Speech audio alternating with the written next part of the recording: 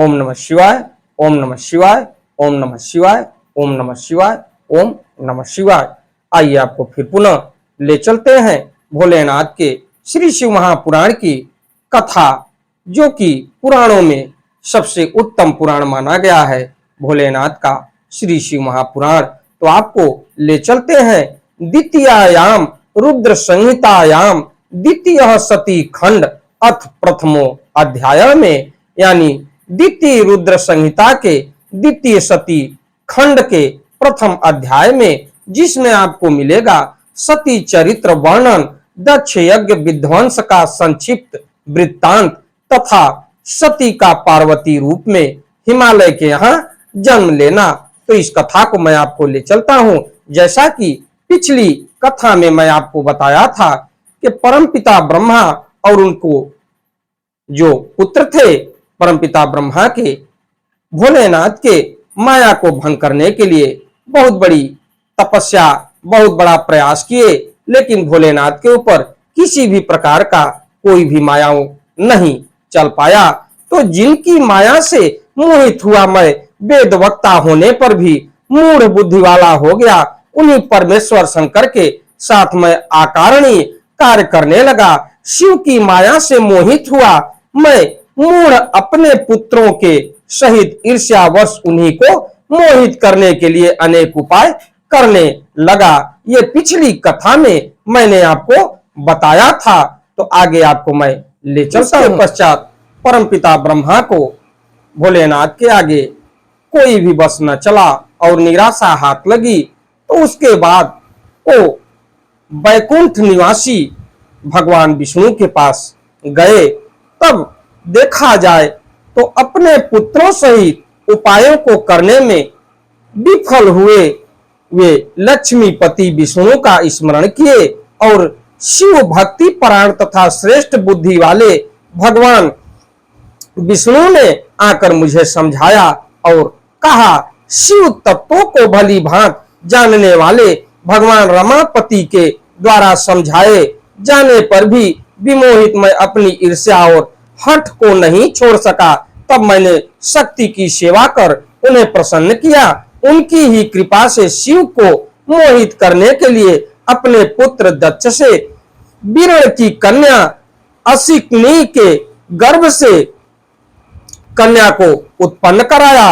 अपने भक्तों का हित करने वाली वही उमा दक्ष पुत्री नाम से प्रसिद्ध होकर दुख सह तप करके अपनी दृढ़ भक्ति से रुद्र की पत्नी हो गई और विकार रहित बुद्धि वाले वे प्रभु रुद्र अपने विवाह काल में मुझे मोहित कर उमा के साथ गृहस्थ होकर उत्तम लीला करने लगे। तो आगे की कथा में मैं आपको ले चलता हूं। इससे पहले विघ्नों को हरने वाले भगवान गणेश और विद्या की प्रदायिनी मां सरस्वती के श्री चरणों में शीश नवाते हुए विनम्र निवेदन करूंगा कि हमारे देश संसार में जहां भी भोलेनाथ के श्री शिव महापुराण की कथा हो रही हो, उसे संपन्न करने में अपना पूर्ण योगदान दें। उसके साथ साथ हमारे ऊपर भी अपनी कृपा बनाए रखें कि मैं अपने मुखार बिंदु से भोलेनाथ के श्री शिव महापुराण की कथा को जो भी शिव भक्त प्रेमी है और जो भोलेनाथ के श्री शिव महापुराण की कथा सुनते हैं, उनके जीवन में किसी भी प्रकार का कष्ट न आवे और भोलेनाथ अपनी कृपा उनके ऊपर बनाए रखें। त्वमेव माता च पिता त्वमेव बंधुश्च सखा त्वमेव विद्या द्रविणम त्वमेव सर्वम मम देव देव। ओम श्री शांब शिवाय नमः, श्री गणेशाय नमः। आपको मैं संस्कृत और उसका उच्चारण हिंदी तक पहुंचाने का पूर्ण प्रयास करूंगा। तो विवाह ताम स आगत्य स्वगिरो सुतिकृत्या रेमे बहु विमोहो ही स्वतंत्रतः स्वात्त विग्रह तया विहरत सस्य व्यतीयाय महामुने कालः सुख कर शंभो निर्विकारस्य सद्रन्तेह ततो रुद्रस्य दक्षिण स्पर्धा जाता निजेच्छया महामूढ़ तमान्या मोहितस्य सुगर्विणः तत्प्रभावाद्वारं दक्षो महागर्वी विमूढ़धीः महासात्तं निर्विकारं निंदिं बहु मोहित ततो दक्ष स्वयं यज्ञम कृतवान विगोर्त मोहम सर्वानाह्यूय देवादीन विष्णु मां चाखी लाधिप। तो नाजुहाव तथो भूतो रुद्रम रोष समाकुल तथा तत्र सतीम नामनी स्वपुत्रीम विधि मोहित। तो उसके बाद उमा के साथ विवाह कर संतान उत्पन्न करने की इच्छा से अपने कैलाश पर्वत आकर स्वेच्छा से शरीर धारण करने वाले तथा सदा स्वतंत्र रहने वाले सदा शिव अत्यंत विमोहित होकर उनके साथ रमण करने लगे। हे मुने, उनके साथ विहार करते हुए निर्विकार शिव का वह सुखकारी बहुत सा समय बीत गया। तदंतर किसी निजी इच्छा के कारण रुद्र की दक्ष से स्पर्धा हो गई। उस समय शिव की माया से दक्ष मोह से ग्रस्त महामूढ़ और अहंकार से युक्त हो गए, यानी दक्ष को भी अहंकार हो गया।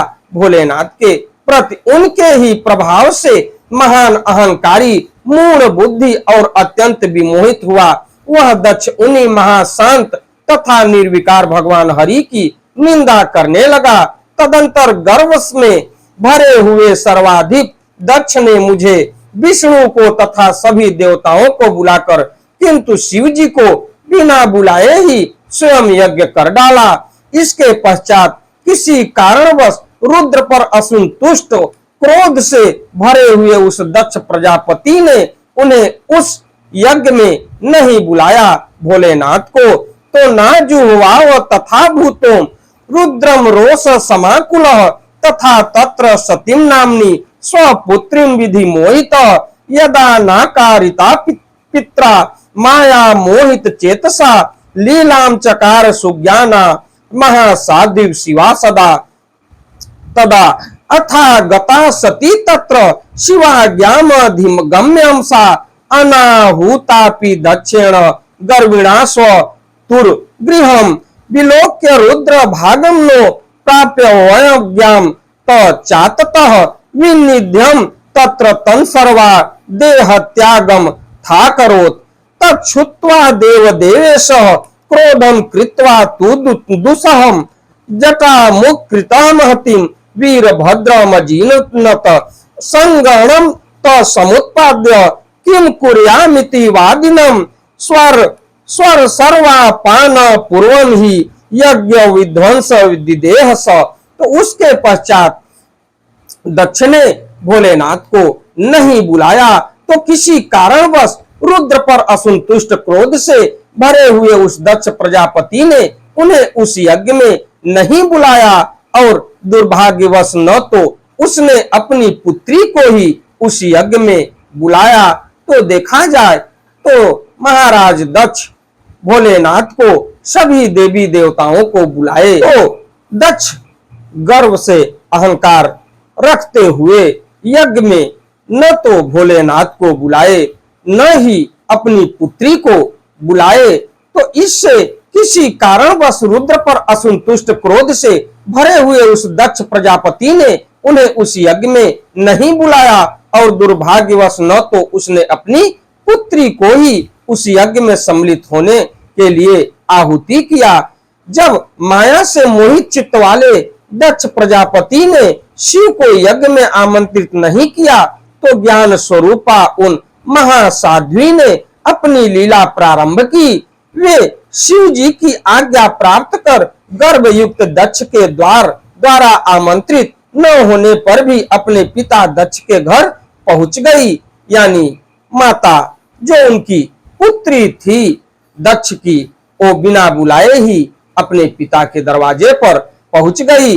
उन देवी ने यज्ञ में रुद्र के भाग को न देखकर और अपने पिता से अपमानित होकर वहां उपस्थित सभी की निंदा करके योगाग्नि से अपने शरीर को त्याग दिया। यह सुनकर देव देवेश्वर रुद्र ने दुख सा क्रोध करके अपनी महान जटा उखाड़कर वीरभद्र को उत्पन्न किया और गणों सहित उसे उत्पन्न करके मैं क्या करूं ऐसा कहते हुए उस वीरभद्र को शिव जी ने आज्ञा दी कि हे वीरभद्र, दक्ष के यज्ञ में आए हुए सभी का अपमान करते हुए तुम यज्ञ का विध्वंस करो।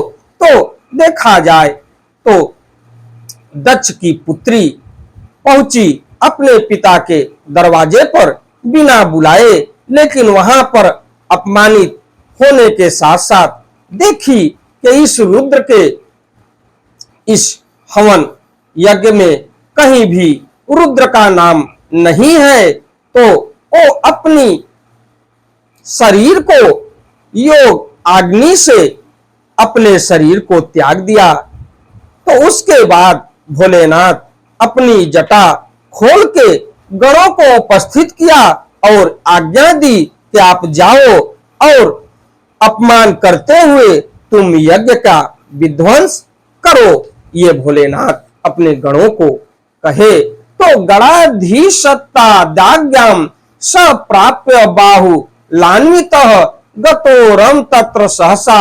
महाबल पराक्रमः। तो उसके बाद शिव जी की इस आज्ञा को पाकर महाबलवान तथा पराक्रमी वह गणेश्वर वीरभद्र अपनी बहुत सी सेना लेकर यज्ञ विध्वंस के लिए वहां शीघ्र ही पहुंचा। उसकी आज्ञा से उन गणों ने वहां महान उपद्रव प्रारंभ किया। उस वीरभद्र ने सबको दंडित किया। दंड पाने से कोई भी नहीं बचा जो उस यज्ञ में सम्मिलित होने के लिए गया था। वीरभद्र ने देवताओं के साथ विष्णु को भी जीत कर दक्ष का सिर काट लिया और उस सिर को अग्नि में हवन कर दिया। इस प्रकार महान उपद्रव करते हुए उसने यज्ञ को विनष्ट कर दिया। तत्पश्चात वह कैलाश पर गया और उसने शिव को प्रणाम किया। इस प्रकार यज्ञ का विध्वंस हो गया। देवताओं के देखते देखते रुद्र के अनुचर वीरभद्र आदि ने यज्ञ को विनष्ट कर दिया। इसी के साथ मैं अपनी वाणी को विराम देता हूं।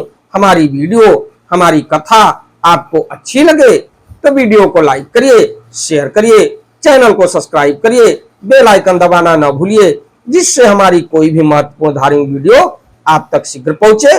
आपके ऊपर, आपके परिवार के ऊपर, देश संसार के ऊपर भोलेनाथ की कृपा बनी रहे। आपका दिन मंगलमय हो। तो चलते चलते एक बार प्रेम से बोलिए श्री शिवाय नमस्तुभ्यम, श्री शिवाय नमस्तुभ्यम, श्री शिवाय नमस्तुभ्यम, श्री शिवाय नमस्तुभ्यम, श्री शिवाय नमस्तुभ्यम। धन्यवाद।